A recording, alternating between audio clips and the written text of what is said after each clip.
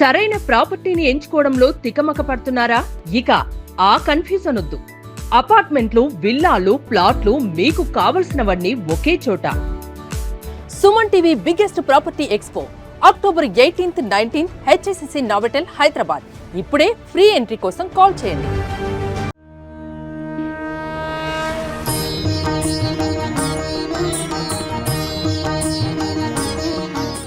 ధనత్రయోదశి అని అంటే బోలెడంత బంగారం కొనుక్కోవడం, లేదంటే ఏదో ఒక రూపేణా ధనాన్ని ఇంట్లో పోగేసుకోవాలి అని ఒక కంపల్సరీ పెట్టేయడం. అదే ఆచారం, అదే పండగ బంగారం కొనుక్కోకపోతే ఇంకా ధనత్రయోదశి మనం చేయకూడదు కాబోలు అనేటట్టుగా ఉంది ఈ మధ్య కాలంలో పరిస్థితి.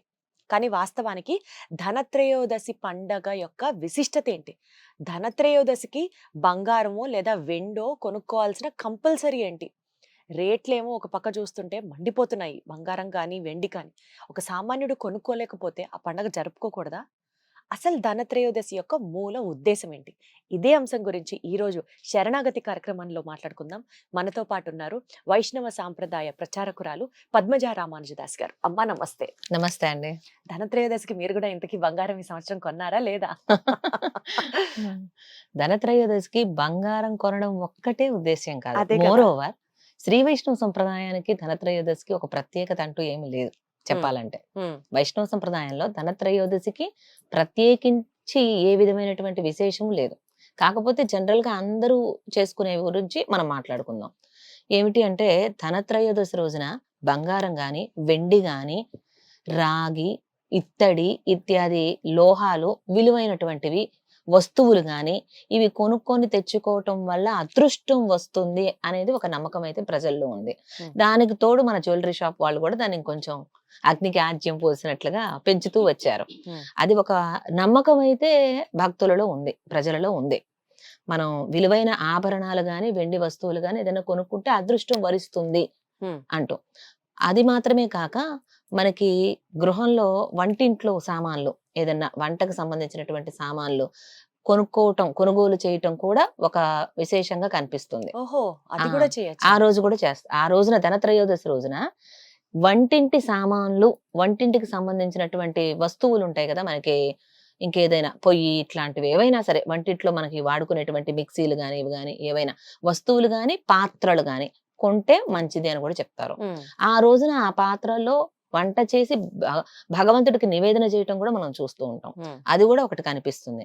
ఇంకొకటి ఏంటంటే మన ఇంట్లో ఉన్న మాలిన్యాన్ని అంతా తీయటానికి మనం ఉపయోగించేటువంటి చీపురుని కొనటం కూడా కొంతమంది చేస్తారు శుభప్రదమని. ధనత్రయోదశి రోజున చీపురు కొనటం కూడా మంచిది. చీపురు లేదా ఏదన్నా ఒక వంట పాత్రలు, అలాయ్ లేదంటే వంట సామాన్, వంట పాత్రలు అవన్నీ కొనుక్కుంటూ ఉంటారు. ఇది సామాన్యంగా అదృష్టం కోసం చేస్తూ ఉంటారు. విశేషించి ఏమిటంటే లక్ష్మీ ఆరాధన. ధనత్రయోదశి రోజున ప్రారంభం చేసి 5 రోజుల పాటు, ధనత్రయోదశి రోజున, నరక చతుర్దశి రోజున, దీపావళి రోజున, అలాగే బలిపాడ్యమి, యమద్వితీయ అంటారు. ఈ 5 రోజులు కూడా లక్ష్మీదేవికి ప్రత్యేక ఆరాధన చేసేటువంటి వాళ్ళు కూడా మనకి కనిపిస్తారు. కొన్ని పురాణాలలో కొన్ని ఐతిహ్యాలు ఇలా కనిపిస్తాయి. దీనిలో ఏమిటంటే ముందు ధనత్రయోదశి రోజున గాని ఆ రోజు నుంచి మొదలు పెట్టుకుని ఈ 5 రోజులు కూడా సాయంత్రం పూట లక్ష్మీదేవికి విశేషమైన ఆరాధనలు చేస్తారు. లక్ష్మీ అష్టోత్తరం చేయటం, అష్టోత్తర శతనామ స్తోత్రమైనా చేయవచ్చు, అష్టోత్తరము చేయవచ్చు, స్తోత్రమైనా చేయవచ్చు. అలాగే దీపారాధన చేయటం, తులసమ్మ దగ్గర దీపారాధన, ఇంటిలో దీపారాధన, అలాగే బయట గడప దగ్గర దీపారాధన. ధనత్రయోదశి రోజున విశేషించి 13 దీపాలు వెలిగించి దక్షిణం వైపు పెట్టేటువంటి ఒక సంప్రదాయం కూడా మనకు కనిపిస్తుంది. ఏంటమ్మా ఆ దీపాల విశేషత? 13 దీపాలు. అసలు ధన్తేరస్ ఎందుకు వచ్చిందంటే, ధన్ అంటే సంపద, తేరస్ అంటే 13. ధన్, తేరస్ అని 2 సంస్కృత పదాల కలయికే ధన్తేరస్, ధనత్రయోదశి. ఆశ్వయుజ బహుళ త్రయోదశి రోజున ధన్తేరస్ గా జరుపుతారు. దీనికి ఒక కథ ఏమిటి అంటే, ఒక ఐతిహ్యం అంటే సంప్రదాయంలో లేదండి, నేను ముందే చెప్తున్నాను, శ్రీ వైష్ణవ సంప్రదాయంలో లేదు.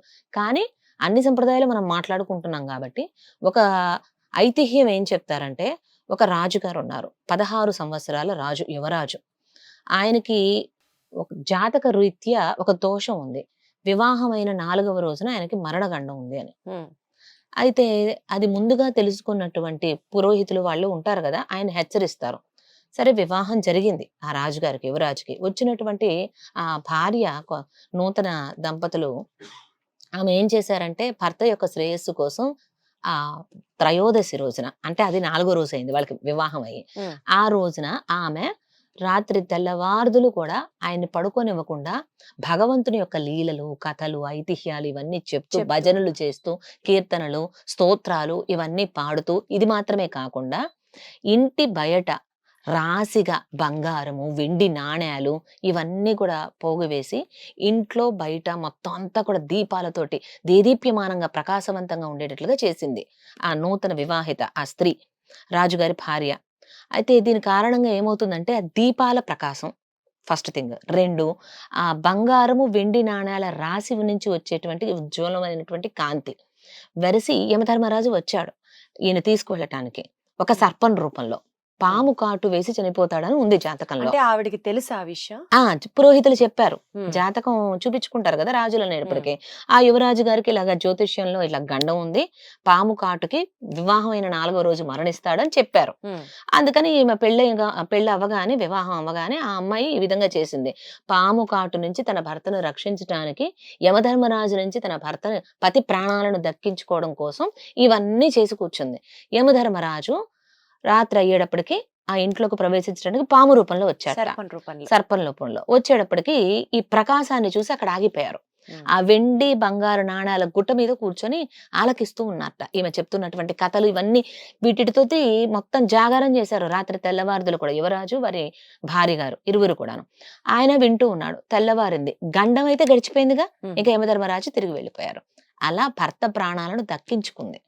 ఆ దీప ప్రజ్వలన కాంతి వల్ల, బంగారు, వెండి నాణేలు, ఆభరణాలు వాటి కాంతి వల్ల ఆయన లోపలికి రాకుండా మోహపడిపోయి అక్కడే ఉండిపోవటం జరిగింది. అలా యమధర్మరాజు నుంచి రక్షణ కోసం ఆ ఐతిహ్యాన్ని బేస్ చేసుకొని ఈ రోజుకి కూడా కొంతమంది 13 దీపాలు, 13 త్రయోదశి కాబట్టి ఉమ్. 13 దీపాలు దక్షిణం దిక్కున యమధర్మరాజు అట్నుంచే కదా వస్తాడు. అందుకోసం అటువైపు అలాగా పెట్టడం అనేది ఒక సంప్రదాయం దక్షిణం కనిపిస్తుంది మనకి. దిక్కునే వస్తారా వస్తారు. యమధర్మరాజు? శ్మశానం అక్కడేగా ఉండేది. ఆహా. అందుకనే ఆ విధంగా, అంటే అట్నుంచి ఇటు వస్తాడు ఉత్తరం వైపుకి అట్లా. ఉమ్. ఆ విధంగా యమధర్మరాజును నిరోధించటం కోసం అని చెప్పి, గండం ఏమీ లేకుండా ఉండడం కోసం, యమగండాలు ఇత్యాది ఏమీ లేకుండా ఉండడం కోసం కీడించి మెలించాలంటారుగా, అందుకోసం అలా పెట్టుకునే ఒక సంప్రదాయం అయితే ఉంది. ఉమ్. కొంతమంది అలా పెట్టుకుంటారు. ఇక మరీ విశేషించి ధనత్రయోదశి రోజున ధన్వంతరి వ్రతము, పూజ, స్తోత్రము ఇవన్నీ కూడా చేస్తూ ఉంటారు. ఎందుచేతన అంటే ఆశ్వయుజ బహుళ త్రయోదశి నాడు ధన్వంతరి క్షీరసాగర మథనం నుంచి ఆవిర్భవించారని చెప్తారు. ఉమ్. అయితే శ్రీ విష్ణు సంప్రదాయం ప్రకారంగా ఫాల్గుణ మాసం ఉత్తరా నక్షత్రం నాడు లక్ష్మీదేవి ఆవిర్భావం జరిగింది. క్షీరసాగర మదనం నుంచి లక్ష్మీదేవి కలువ పుష్పం నుంచి అవతరించింది. ఆ క్షీరసాగర మదనం నుంచి కమల వాసిని వలె తాయారు అవతరించింది. లక్ష్మీదేవికి ఆవిర్భావానికంటే కూడా ముందుగా మొట్టమొదటిగా క్షీరసాగర మదనంలో వచ్చింది హాలాహలం. అవును. ఆయన గరళ కంఠుడైనటువంటి ఆ రుద్రుడు దాన్ని స్వీకరించాడు, పానం చేశాడు. లోకాన్ని ఉద్ధరించడం కోసం ఆ గరళాన్ని తాను స్వీకరించినటువంటి గొప్పవారు. ఆ తర్వాత మనకి చంద్రుడు వచ్చాడు. అందుకనే లక్ష్మీదేవికి సహోదరుడు కాబట్టే మనం అందరం కూడా చందమామ చందమామ అంటాం. అంటాం. అమ్మని అమ్మ అని పిలుస్తాం కదా, లక్ష్మీదేవిని అమ్మ అంటాం. అమ్మ అమ్మ సోదరుడు మామయ్య కాబట్టి కదా. మామ, అందుకని చందమామ చందమామ. అంటాం. ఇక అలాగే అప్సరస కన్యలు, ఉమ్. ఈ ధన్వంతరి కూడా అవతరించింది ఇక్కడి నుంచే. అచ్చా. ఉచ్చైశ్రవము, ఐరావతము, ధన్వంతరి, చందమామ, అప్సరస కన్యలు ఇలా అందరూ కూడా అవతరించిన తర్వాత అప్పుడు అమ్మ కూడా ఆవిర్భవించింది. అసలు ఈ క్షీరసాగర మదనం జరిగిందే దేవతలు దానవులకు అమృతం కోసం అని చెప్పి. ఆ అమృతం కూడా వచ్చింది ఫైనల్ గా. అది వచ్చింది ఎలా అంటే ధన్వంతరియే తీసుకొని పైకి వచ్చారు. ఆ క్షీరసాగర మదనం నుంచి ఒక శ్రీహస్తంలో అమృత కలశంతో, ఒక శ్రీహస్తంలో ఆయుర్వేద శాస్త్ర గ్రంథాన్ని ధరించి చతుర్భుజాలతో ధన్వంతరి, స్వయంగా శ్రీమన్నారాయణమూర్తి యొక్క అవతారంగానే చెప్తారు ధన్వంతరిని కూడా. వారు అవతరించింది కూడా క్షీరసాగర మదనం నుంచి. ఇప్పుడు వైష్ణవ సంప్రదాయం ప్రకారం పాల్గొన మాసం ఉత్తరా నక్షత్రం రోజున అవతరించింది. ఇది ఆశ్వయుజ మాసం త్రయోదశి. సంప్రదాయానికి అయితే ఇది పూర్తి విరుద్ధం. కానీ కొంతమంది అంటే ఒక్కొక్కళ్ళు ఒక్కొక్క పురాణాన్ని, ఒక్కొక్కళ్ళు ఒక్కొక్క ఉపనిషత్తుల్ని ఆధారంగా చేసుకొని చేస్తూ ఉంటారు. సంప్రదాయాలు కూడా అనేకం ఉంటాయి. ఆగమ శాస్త్రాలు చాలా వైరుధ్యంగా ఉంటాయి. పాంచరాత్ర ఆగమ శాస్త్రము, వైఖానస ఆగమ శాస్త్రము రకరకాలు ఉన్నట్లుగానే ఒక్కొక్కళ్ళు ఒక్కొక్కటి తీసుకుంటూ ఉంటారు. అలా ఒక సంప్రదాయం ప్రకారం ఆశ్వయుజ బహుళ త్రయోదశిని ధన్వంతరి అవతార దినోత్సవంగా చెప్పి ఈ రోజున ధన్వంతరి పూజ చేయటం అనేది ఉంటుంది. అంటే ధనత్రయోదశి నాడు ధన్వంతరి పూజ కూడా అవతరించారు. చేస్తారు. అవతరించిన ఎందుకంటే ఆయన సందర్భంగా కూడా అవతరించారు కాబట్టి. అర్థమైంది. ఇది దేని ప్రకారంగా అంటే మత్స్య పురాణం, గరుడ పురాణం ప్రకారంగా ధన్వంతరి అవతార దినోత్సవం ఈ ధనత్రయోదశి ధనత్రయోదశి రోజున నాడు జరిగింది జరుపుకుంటారు. అని చెప్తారు. అందుకోసం ఆ పురాణాల్లో ఉన్నటువంటి స్తోత్రాలు, వ్రత కథలను, నియమాలను అనుసరించి ఆ రోజున ధన్వంతరికి విశేషించి ఆరాధనలు చేస్తారు. పురుష సూక్త సహితంగా ధన్వంతరికి ఆరాధనలు చేయటం అనేది చూస్తూ ఉంటాం మనం. ఈ ధన్వంతరి ఆలయాలు చాలా అరుదుగా కనిపిస్తాయి మనకి. మాకు సంప్రదాయంలో విశేషమైనటువంటిది అన్ని దివ్య తిరుపతులకి కూడా మూల కందం వేరు వంటిది ప్రథమమైనది శ్రీరంగం దివ్యక్షేత్రం. శ్రీరంగంలో భగవత్ రామానుజులు వారు ఆ శ్రీరంగనాథుని యొక్క ఆరోగ్యం కోసం అని చెప్పి ధన్వంతరి ఆలయాన్ని నిర్మింపజేశారు 1000 సంవత్సరాల క్రితం.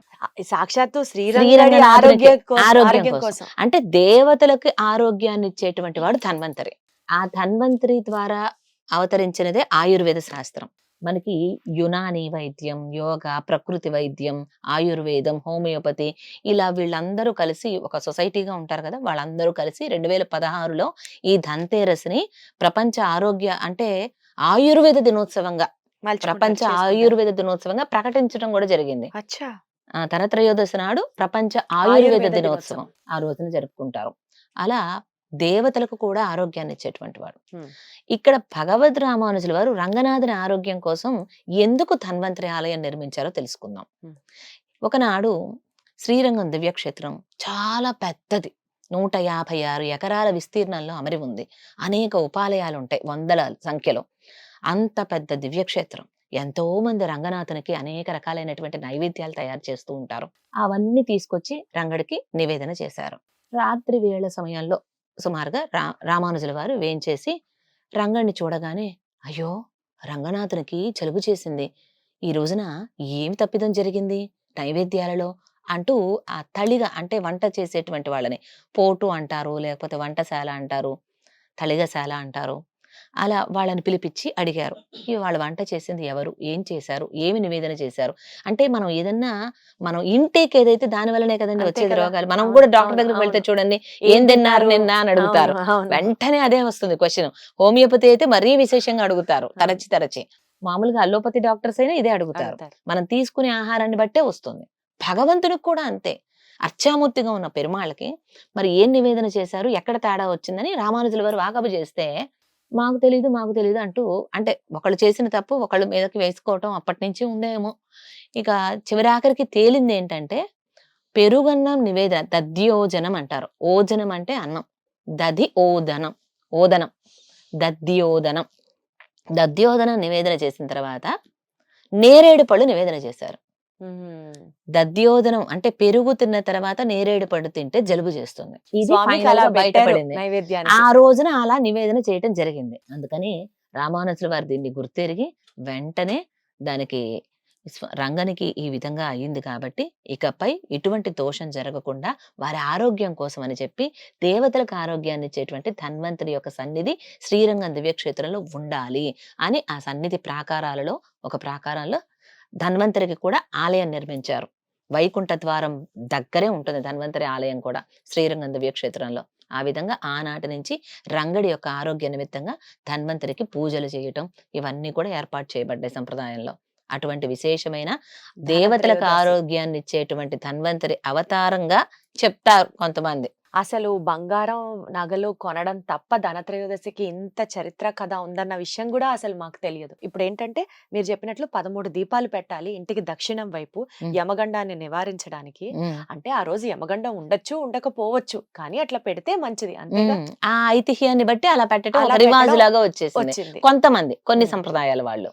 తర్వాత ధనవంతరుడికి సంబంధించినటువంటి పూజ చేసుకుంటే ధన్వంతరికి మరొకటి ధన్వంతరికి సంబంధించి ఒక పూజ చేసుకుంటే మంచిది ఆ రోజు సాయంత్రం లక్ష్మీదేవి పూజతో పాటు లక్ష్మీనారాయణుల్ని ఎప్పుడైనా లక్ష్మీదేవి మాత్రమే కాదు, ఇక లక్ష్మి అన్నామంటే నారాయణుడు, నారాయణుడు అన్నామంటే లక్ష్మి, వాళ్ళ ఇరువురికి అవినాభావ సంబంధం. లక్ష్మీనారాయణుల పూజ. ధన్వంతరి అంటేనే శ్రీమన్నారాయణమూర్తి యొక్క తిరు అవతారంగా కూడా చెప్తారు. అచ్చా. దీంతో పాటుగా మరికొంతమంది కొన్ని ప్రాంతాల వాళ్ళు ఆగ్నేయం దిక్కున, ఇంటికి ఆగ్నేయం దిక్కున నేతి దీపం ఉంచుతారు, ఆవు నేతి దీపం. అది కూడా శ్రేష్టం. లక్ష్మీదేవి కొన్ని స్థానాల్లో వాసం చేస్తుందని చెప్తారు పరిశుభ్రంగా ఉంచినటువంటి ఇళ్లలో. అందుకనే ఈ ధన్తేరస్కి ముందుగా ఇల్లు మొత్తం కూడా శుభ్రం చేసుకోవడం కూడా మనం చూస్తాం.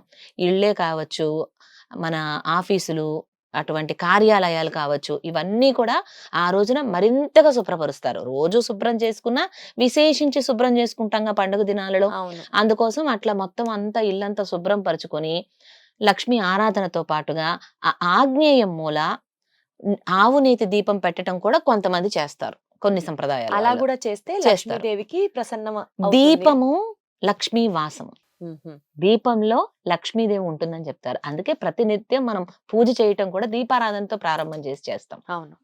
అది. సో మీరు చెప్పినటువంటి ఈ 3 విషయాల్ని ఈ సంవత్సరం ధనత్రయోదశి నుంచి అయినా సరే అందరం అమలు చేస్తాము. చేయగలిగినవేగా అన్ని అన్ని అన్ని చేయాలి. కొత్త విషయాలు తెలుసుకున్నవే, చేయగలిగినవే. చాలా సంతోషం అమ్మా. Thank you so much.